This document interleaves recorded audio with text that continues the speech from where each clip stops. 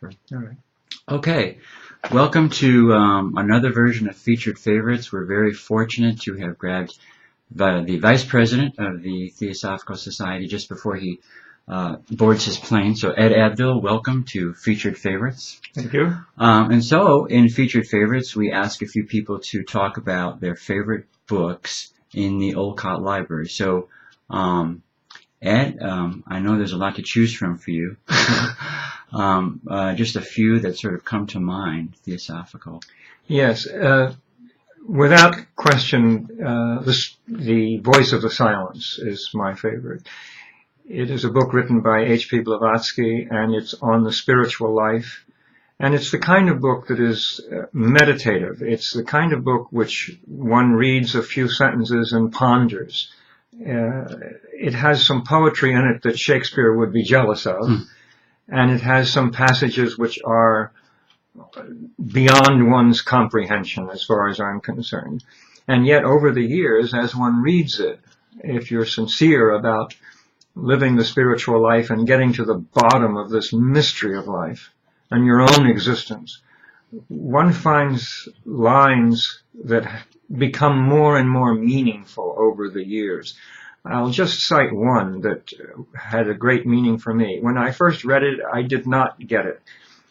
The line is, "Restrain by thy divine, thy lower self. Restrain by the eternal, the divine." Now, the first phrase is not too difficult to understand. The inner self getting control or directing the personality.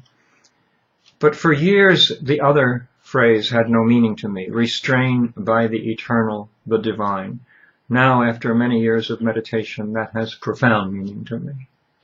So it's that kind of book that one reads, leaves aside what one does not understand, comes back to it later. The book doesn't change, we change. And so it's just sort of in general, I know we're going to speak about a couple more books, but how would you recommend to a person to study mystical, even poetic mystical texts and allow room for themselves to keep growing? Or does meditation and life just take care of that? To me, study of spiritual type books is not like studying geography or history. It's not reading something, remembering it, and repeating it.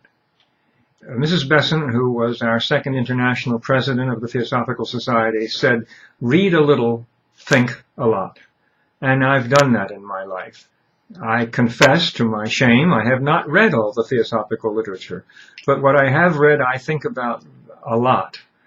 And I ponder the ideas. So my suggestion is, in reading something, especially The Voice of the Silence, but even The Secret Doctrine and even the Bible, taking a passage that seems to have some meaning to you, but it seems like it might mean more than you get at first glance, and you just sort of tuck that in the back of your mind, and you ponder it. You don't tear it apart with your intellect. You just let it sit there and try to get at its deepest meaning. Then that gives us an opportunity to have insights into truth. And I wanted to ask you to speak a little bit about your own book, which you've written. One thing I've always enjoyed in your lectures and also listening to your lectures that we have here archived is the fact that you seem to be able to draw from so many sources and kind of naturally interweave it with theosophical teachings. Do you think you've done that with Secret Gateway? Well, with the Secret Gateway, I did what I do in all of my talks and classes. I have given myself a self-imposed mission in the Theosophical movement to try to link the most abstract, eternal principles to everyday life, to experience what we experience. I can talk about Atma, Buddhi, Manas and tell you what those words mean. It won't do one iota of good, really. But in the book, I give you suggested exercises where you can do something. You can, a very simple one for Atma, which is really, it said we are a point in consciousness. So I suggest that people just think about it and realize that when they have awakened in the morning or after a nap sometimes, there's just a nanosecond of am. Not who am, where am, what am, or anything else. There's just what Blavatsky called beingness.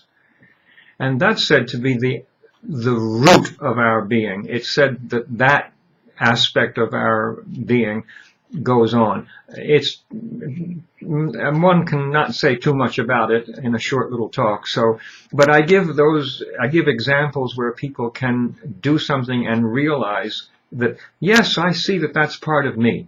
And then they can either believe or not believe what I say about it, but they know it's part of them. So we can get them to experience something that in Theosophy we call the spirit. We can get them to experience something that we call the soul. And now they know what that is in them. Whether it survives death or doesn't, or whether it's like what we say or not, well, that's up to you to decide. But you can now walk away saying, now I know what that is in me. And what was one or two of the books from our library, say Theosophical directly or not, that sort of got you hooked? Well, actually, what got me hooked in the beginning was one of the pamphlets. I don't know whether it's still in existence, but this was in the 1950s. I'm 76, so I remember I was in high school in the 50s, and I went to study Spanish in New York in 1954, and September of 54, I guess it was.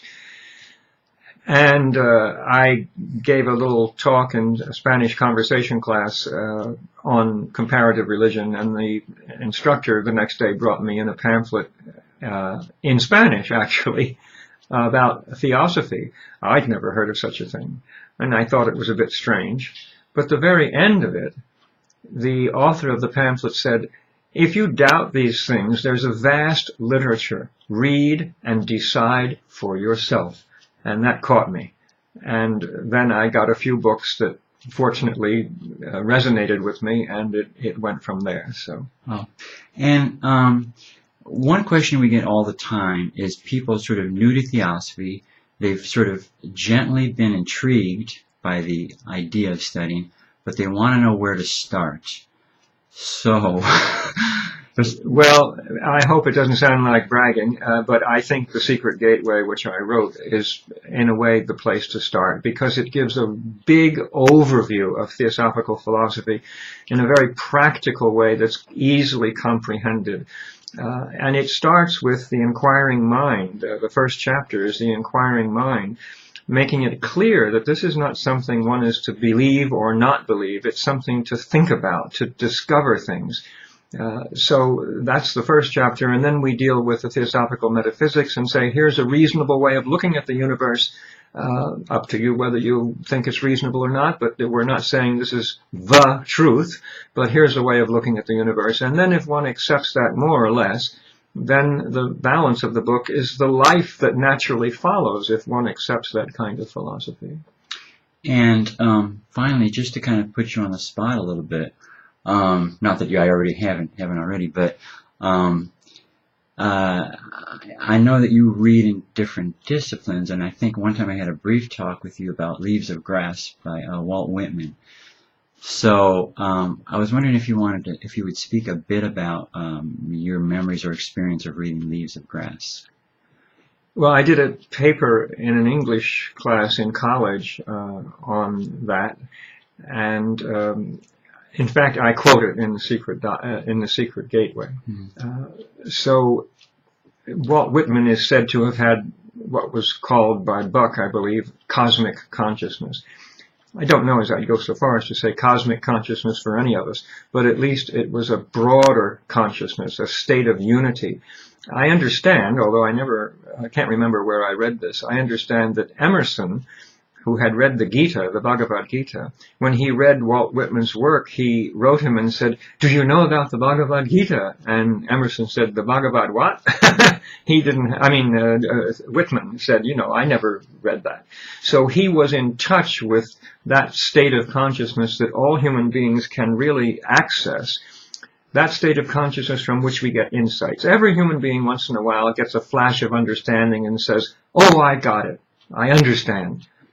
From a theosophical perspective, that is a state of consciousness where truth itself resides, and every once in a while we're able to get in rapport with that, and we get a flash of understanding in our mind.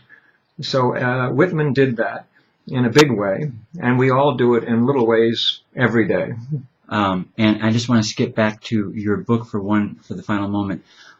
Could you talk about the process of writing, and if you had discoveries as you were writing, or if you had certain crystallizations of some of these complicated concepts as you were writing?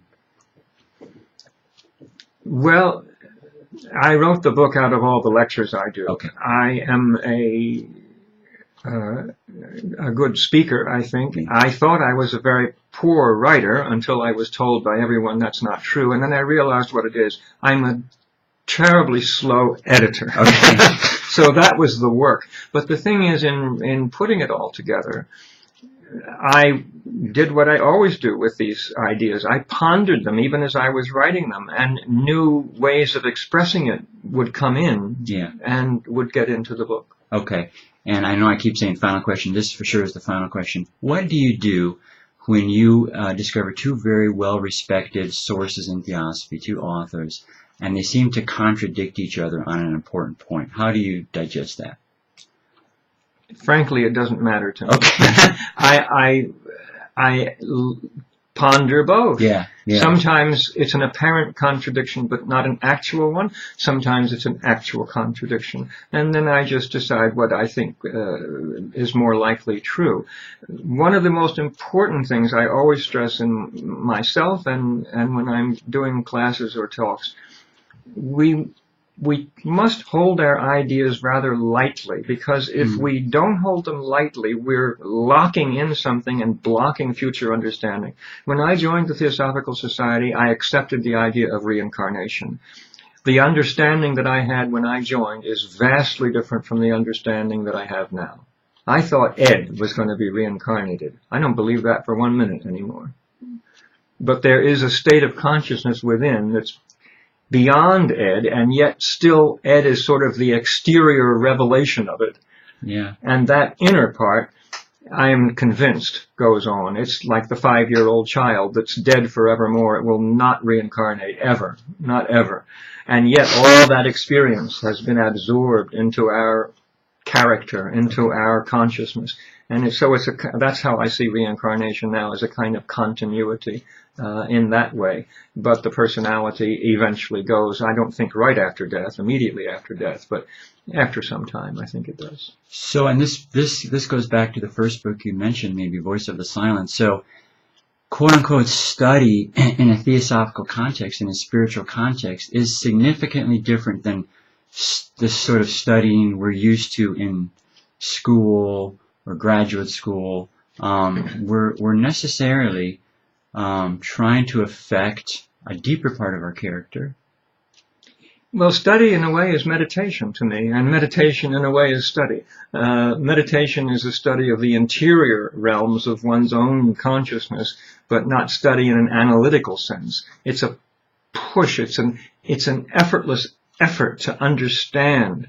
It's an effortless effort to be at one with the eternal in meditation. In study, formal study, reading books and that sort of thing of a theosophical nature, not of other types of books, it's a pondering of the ideas and a willingness to accept that one's own current view may not be the whole truth and nothing but the truth. I frequently quote a line that my good friend John Aljo, a past president of the Theosophical Society in America, often said. Milton of Paradise Lost fame once said to Cromwell and his henchmen, "Gentlemen, gentlemen, I beseech you, from the bowels of Christ I beseech you, consider you may be mistaken." Okay, well, thank you very much, Ed Abdill, for joining us. It's an honor to have you here in this little segment, and I highly recommend Secret Gateway and all of Ed's talks, and we have many of them here at the library. So, Ed Abdill, the Vice President of the Theosophical Society, thank you very much for the time. Thank you. Okay.